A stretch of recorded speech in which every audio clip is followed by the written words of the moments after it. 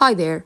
In this video, I'm going to show you how to fix Shopify products are not showing up.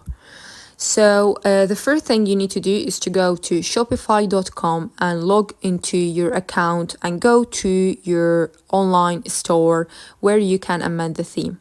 So from there, I'm going to click on view my shop or my store. So I'm going to scroll down, cannot see the product. And I'm trying now to find it by searching it, and it's not coming up.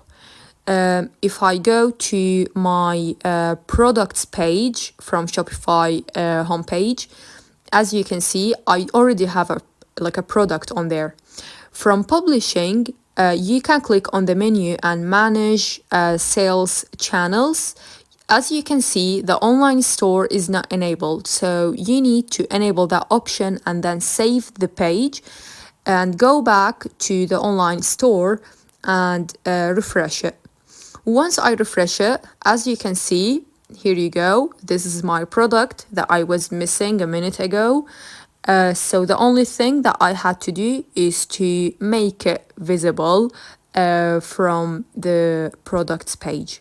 So it's most likely not an error as we think it is. It's just that we need to make it visible from products page.